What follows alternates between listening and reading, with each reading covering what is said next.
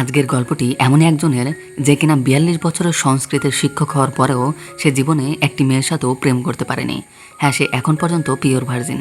ছোটবেলায় অবশ্যই সে একটি মেয়েকে পছন্দ করত, কিন্তু তার কাছ থেকেও সে কোনো পাত্তা পায়নি। আর আজ সে তার এক বন্ধুর উস্কানিমূলক কথা কিছু শুনে সে একটি অশ্লীল অ্যাপস ডাউনলোড করে। সেখানে সে রাতের বেলা একটি মেয়ের সাথে কথাও বলে।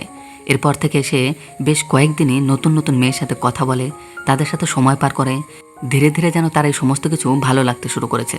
আর ঠিক এমনই এক সময় তার বাড়ির থেকে কল আসে, তাকে একটি মেয়ে নাকি পছন্দ করেছে। বেচারা, সে আর কি করবে, চলে যায় মেয়ে দেখতে। কিন্তু মেয়েটিকে দেখে সে যেন অবাক না হয়ে পারে না, কারণ এত সুন্দর একটি মেয়ে তাকে পছন্দ করেছে। ব্যাপারটি যেন কোনো মতেই তার হজম হচ্ছে না। যাই হোক, মেয়ের ব্যাপারে সমস্ত খোঁজখবর নেওয়ার পরে সে জানতে পারে মেয়েটি সত্যি এখন পর্যন্ত সিঙ্গেল। কিন্তু হ্যাঁ, অতীতে তার একটি বয়ফ্রেন্ড ছিল, যার সাথে বর্তমানে তার তেমন কোনো সম্পর্ক নেই। এই জন্যই তাদের দেখতে দেখতেই এবার এঙ্গেজমেন্ট হয়ে যায়।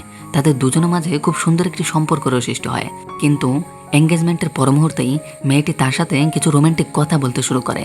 আর সেই বলা কথাগুলির সাথে শ্রী যেন তার সেই প্রথম অশ্লীল অ্যাপসে বলা কথা মেয়েটির কথার সাথে পুরোপুরি হুবহু মিলে যাচ্ছিল। শ্রী বুঝতে পেরে যায় যে তার হবু স্ত্রী হচ্ছে সেই মেয়ে যার সাথে সে কিনা অশ্লীল অ্যাপসে কথা বলেছিল। শ্রী যেন ব্যাপারটা এবার হজম করতে পারে না। তার বউ কিনা সেরকম একটা অ্যাপসের ছেলেদের সাথে কথা বলছে, সে কী করে এটি মেনে নিতে পারে? যার জন্য সে মধুর সাথে দেখা করে এবার বিয়েটিই ভেঙে ফেলে। একটি শুধু বিয়ে ভেঙে দিলে কি তাদের মাঝে সমস্ত সম্পর্ক এখানেই শেষ হয়ে যাবে? এতটাই কি সহজ? না, কখনোই নয়। তারা দুজনে একে অপরকে ভুলতে পারছে না। আবার আমরা অন্যদিকে জানতে পারি শ্রীয়ের বৌদি নাকি মধুর মামার সাথে সম্পর্কে জড়িয়ে পড়েছে। আর এটি এতটাই গভীরভাবে হয়েছে যে সে এবার শ্রীয়ের দাদাকেও ছাড়ার জন্য রাজি। হ্যাঁ, তাদের মাঝে একটা ঝামেলার সৃষ্টি হয় এবং অবশেষে তার বৌদি তাকে সত্যি ছেড়ে চলে যায়।